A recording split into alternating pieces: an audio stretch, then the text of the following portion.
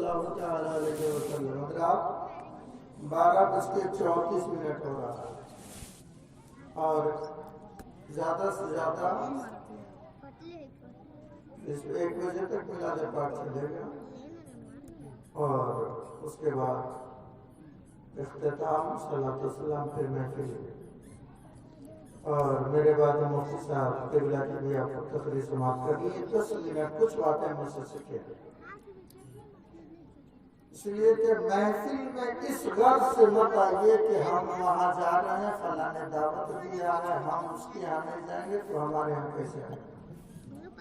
رشتہ داری نبھانے کے خیال سے مت آئیے، اس خیال سے آئیے کہ ہم وہاں جا رہے ہیں کچھ سیکھ لیں گے. اس خیال سے کہ کچھ وہاں ہم بولے نا کچھ سیکھیں. ہم لوگوں کا کام ہے سکھانا. آپ سیکھیں نہ سیکھیں یہ مرضی آپ کی. سیکھیں گے تو فائدہ آپ کا ہے. ایسا نہیں کہ مدرسے میں آدمی مکتب میں جائے گا تب ہی کچھ سیکھے گا. ہم لوگوں کا کام ہے کہ چھوٹے چھوٹے بچوں کو مدرسے میں سکھاتے ہیں، محفل میں جا کر بڑے لوگوں کو سکھاتے ہیں. ہے کہ نہیں؟ جی سبحان اللہ بولیے. تو سیکھیں. انسان کا انتقال ہو جاتا ہے تو انسان اسے نہلا دھلا کر ہے نا نماز جنازہ پڑھتا ہے کہ نہیں؟ پڑھتے ہیں کہ نہیں آپ لوگ؟ لیکن کبھی آپ لوگوں نے یہ بھی دیکھا ہوگا کہ مالدار کا جنازہ ہے تو بڑی بھیڑ بھاڑ، غریب کا جنازہ ہے تو گنے چنے لوگ. ایسا ہوتا ہے کہ نہیں؟ دیکھا آپ لوگوں نے؟ میں کئی سال سے دیکھ رہا ہوں، میرا پرانا تجربہ ہے نا. اگر کسی غریب کا ہو جنازہ تو گنے چنے محلے والے بھی سب نہیں جائیں. محلے والے بھی سب بولیے نا، بولنے میں شرم آ رہی ہے کیا؟ کوئی مارنے لگے گا کیا؟ آپ کا بھی تجربہ ہو ہے نا. غریب لوگوں کے جنازے میں محلے کے پڑوسی لوگ بھی نہیں جاتے. جی کچھ لوگ، سب نہیں دیکھتا میں، کچھ لوگ ایسے نہ سمجھ ہوتے ہیں. اور اگر مالدار کا ہے تو جتنا محلہ کا سب چل جائے گا کہ نہ جانے کیا کہے گا، نہ جانے کیا کہے گا کہ فلاں نہیں آیا تھا اس لیے جانا ہے. ہر جگہ، صرف جنازہ میں نہیں، خوشی ہو یا غم ہر جگہ. اور اب تو مالداروں کے ہاں غریبوں کے ہاں بخیر اللہ فضل فرمائے. اور پیغمبر نے فرمایا کہ اسلام غریبوں سے پھیلا اور غریبوں تک رہے گا. دولت ایک ایسی چیز ہے کہ انسان کو گمراہ بھی کر دیتی ہے، انسان کو گمراہ کر دیتی ہے. نہ حلال کے بجائے حرام کو پہچانتا ہے، نہ حلال کو، بلکہ آ رہا ہے تو آنے تو جائے جیسا ہے. اور یہ والی کمی صرف غریبوں میں اور مالداروں میں نہیں، غریبوں میں بھی ہے. اس لیے پہچانے اور غور کریں. میں باہر اندر نہیں جانا چاہتا. محفل میں آئے ہیں تو کچھ سیکھیں اور یہ ذہن لے کر نہ جائے کہ وہ انسان پاپی ہے، اس کے جنازے میں شریک نہیں ہوگا. وہ انسان حاجی ہے، اس کے جنازے میں شریک ہوگا. ایسا خیال لے کر مت جائیے گا، بلکہ یہ خیال لے کر جائیے گا کہ ارے وہ جانے والا مومن ہے، مومن کے جنازے میں ہم شریک ہوں گے. اگر جانے والا اچھا ہے تو اس کے وجہ سے میری مغفرت، اور اگر ہم میں جو اچھے ہیں تو ہم اچھوں کی وجہ سے جانے والے کی مغفرت ہو جائے. بات سمجھ میں آ رہی ہے آپ لوگ کو؟ نماز جنازہ ہوتی ہے، اس کے بعد لوگ قبر پر جاتے ہیں. کہاں جاتے ہیں؟ مٹی ڈالتے ہیں نا. کیا پڑھ کر ڈالتے ہیں؟ ایک دعا ہے. کیا ہے دعا؟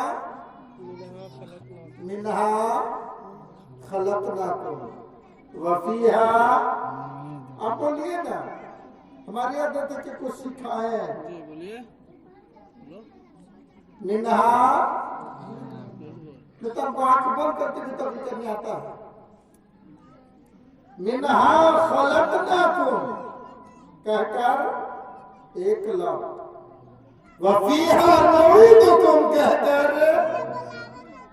दूसरा लफ्ज, वमिन्हा नुखरिजुकुम तारतन उखरा कहकर तीसरा लफ्ज। ये नहीं कहते हैं नमाज जनाजा पढ़ने के बाद इंसान जब जनाजे को ले जाता है, कब्र में उतारता है, मिट्टी डाली जाती है, तो यही दुआ पढ़ करके मिट्टी डाली जाती है। 3 लाख कितना डालते हैं? 3 लाख है कि नहीं? नमाज जनाजा पढ़ते हैं कि नहीं?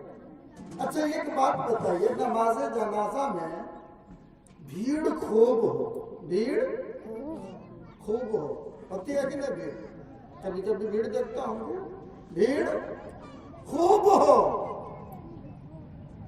और जनाजा पढ़ने सबको ना आता हो, कुछ लोगों को जनाजे की नमाज पढ़ने सबको ना आता हो, खाली भीड़ में वो शामिल हो जाए तो उसके जाने से कोई फायदा होगा जाने वाले को? बोलिए ना, फायदा होगा? जनाजा में इंसान जाता है तो जाने वाले इंसान यानी जो मय्यत हमारे सामने है उसके लिए हम दुआएं मग़फ़िरत करेंगे, नमाज जनाजा पढ़ेंगे, तब तो फायदा है। और जाके सब में से खड़ा हो गए हाथ बांध करके, हमको आता है नहीं, हमको कुछ आता ही नहीं, लिख लोड़ा पढ़ पत्थर भैंस के सिंगल लाओ, तो फायदा हो जाएगा जनाजे वाले को। जनाजा जो रखी, मस्जिद जो रखी है, जनाजा जो सामने है, उसको फायदा होगा। पता चला कि जाने वाले को भीड़ से कोई फायदा नहीं, भीड़ से कसीर तादाद में लोगों के जमा होने से कोई फायदा नहीं। पता चला कि जनाजे में शरीक हो तो हम पढ़े, दुआ करें, तब जाने वाले को फायदा है, नहीं तो जाकर भीड़ लगाने से कोई फायदा नहीं है ना?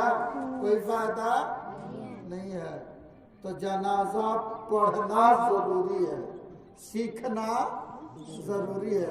2 मिनट में जनाजा पढ़ने का तरीका बता दूं, याद रखेंगे कि ये इंशाअल्लाह, जोर से बोलिए।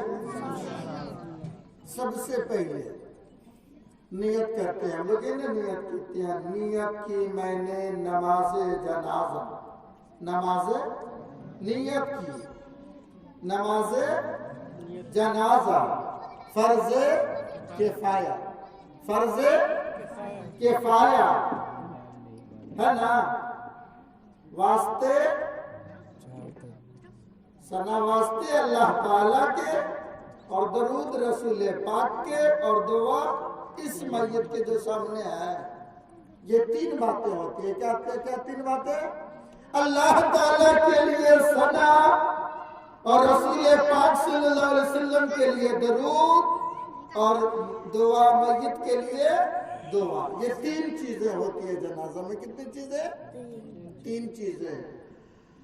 सना वास्ते अल्लाह ताला के दरूद रसूल पाक के दुआ इस मस्जिद के, है ना? इतना कहता है बंदा और कहता है पीछे इस इमाम के मुंह में काबा शरीफ की तरफ अल्लाह अकबर। और काबा शरीफ तरफ तो हाइया रुख है ना? पीछे इस इमाम के अल्लाह अकबर भी कह देंगे तो भी नमाज हो जाएगी, नमाज जनाजा, है ना? बहरहाल ये 3 चीजें कहकर हाथ बांध लेता है बंदा। क्या करता है? बांध लेता है, हाँ बांध लेना है। तो बांधने के बाद इधर नहीं देखना कि दाहिना वाला बंद है कि नहीं बंद है। अगर देखा कि एक तरफ को खुला है तो खोल दिया, और बाएं तरफ देखा कि नहीं दोनों खुला है तो दोनों खोल दिया। ये कौनखी वाला सिस्टम बंद कीजिए। کا یاد رکھیے دوسرے کے بھروسے نہ ہمیں نماز جنازہ پڑھنی ہے، نہ نماز عید پڑھنی ہے، نہ نماز جمعہ۔ حال یہ ہوتا ہے بندہ دوسرے کو دیکھا باندھا ہے تو باندھ لیا، تیسرے کو دیکھا کھولے ہے تو کھول دیا۔ ایسی نماز پکا سیکھ لے، نیت کر لیا، نیت اب ہاتھ کھولے گا نہیں، نماز جنازہ میں ہاتھ کھولے گا نہیں۔ کب کھولے گا؟ لاسٹ میں۔ کب کھولے گا؟ لاسٹ میں۔ جگہ نماز جنازہ کا حضرت پڑھا رہے تھے اللہ اکبر اللہ اکبر، ایک آدمی کا دیا حضرت ایسے پڑھا رہے تھے، ان کی نماز میں ایسے پڑھاتے ہیں تو نامے کہا رہتے ہیں ایسے ٹوپی کرتا پہننے سے کوئی حضرت تھوڑی ہو جاتا ہے۔ مسجد میں جا کر کے دیکھیے نماز پڑھنے جائے جاتا ہے، یہ تو امام صاحب دونوں طرف سلام کرنے نہیں پاگے، ایسے کہ حضرت نماز نہیں ہوئی، لگے گا پڑھا مفتی وہی ہے، ہم گھاس چھیل کر کے مدرسہ سالہ ہوتا ہے کہ نہیں؟ پڑھنے جائیے گا تو کچھ لوگ ایسے ہوتے ہیں۔ بہرحال کہنا یہ ہے کہ نماز جنازہ میں ہاتھ باندھا، ہاتھ کھولے گا نہیں، لاسٹ میں۔ کب کھولے گا؟ شروعات یہاں سے ہوا اور ختم یہاں پر ہو جائے گا، ہے نا؟ اس کے بعد نیت کیا کیا تھا؟ اللہ تعالیٰ کے لیے ثنا۔ کیا کیا تھا؟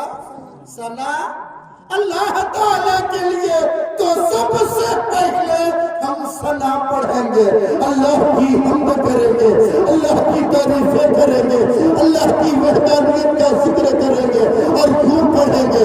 سبحانک اللہم وبحمدک وتبارک اسمک وتعالی جدک ولا الہ غیرک۔ اس کا ترجمہ کر دو تو آپ کو اور مزہ آئے گا۔ سبحان اللہ سبحانک اللہم وبحمدک، مولا پاکی ہے تیرے لیے، مولا تیری ذات پاک ہے، وبحمدک اور تعریفیں تیرے لیے، بڑائی تیرے لیے، مولا تو پاک ہے، تیری ذات پاک ہے اور تیری بڑائی ہے، وتبارک اسمک اور مولا تیرا نام بڑی برکت والا ہے، کہتے سبحان اللہ، تیرا نام بڑی عظمت والا ہے، وتعالی جدک اور مولا تیری شان بڑی اونچی ہے، تیرا اونچا مقام ہے، مولا تو بلند و بالا ہے۔ اور یہاں بچوں کو بھی اردو کی دوسری میں پڑھاتے ہیں، اللہ ایک ہے، پاک اور نعیم ہے، وہ سب سے بڑا بادشاہ ہے، وہ ہمیشہ سے ہے اور ہمیشہ رہے گا۔ یہی نہ پڑھاتے ہیں؟ تو اللہ کی تعریف کرنی ہے، حمد ثنا۔ اللہ تیری ذات پاک ہے، تمام تعریفیں تیرے لیے، وتبارک اسمک اور تیرا نام بڑی برکت والا۔ برکت والا ہے کہ نہیں ہے؟ برکت والا ہے تب تو ہم کھاتے ہیں تو بسم اللہ کہہ دیں، سبحان اللہ، ہے نا؟ اور یہ برکت والا نام لے کر محفلوں میں کہلواتے ہیں نا علماء، کہیے سبحان اللہ۔ کیا کہلواتے ہیں؟ کہ اللہ کا نام ہے، سبحان اللہ، ہے نا؟ اللہ کی تعریف ہے، اللہ کی بڑائی، اللہ کی پاکی ہے، تو ہم اس کو کہتے ہیں اب رب کا نام اتنا برکت والا ہے، اتنا عظمت والا ہے کہ اس نام کو لے کر، اس نام کا ورد کر کے، وظیفہ کر کے جانے والے مرحومہ یا مرحوم کی روح کو اس کا سلام پہنچانے میں اللہ اس نام کے لینے کی وظیفہ کرنے کی برکتوں سے اللہ جانے والے کے گناہوں کو بھگا دیتا ہے۔ اس لیے کہ ایک نام اللہ کا غفار بھی ہے، اور غفار کا معنی ہی ہوتا ہے بخشنے والا، سبحان اللہ۔ اور جب کا رب کا نام لے کر مرحوم کے اصالے ثواب کرتے تو اللہ بخش دیتا ہے، سبحان اللہ۔ بات مختصر میں 2 منٹ پہ ختم۔ سبحانک اللہم و بحمدک و تبارک اسمک و تعالی جدک و لا الہ غیرک، اور اللہ کے سوا کوئی عبادت کے لائق نہیں ہے، وہی معبود ہے۔ اس کے بعد امام صاحب اللہ اکبر کہتے ہیں، آپ بھی دھیرے سے کہہ لیجیے اور ہاتھ مت کھولیے، باندھے رہیے۔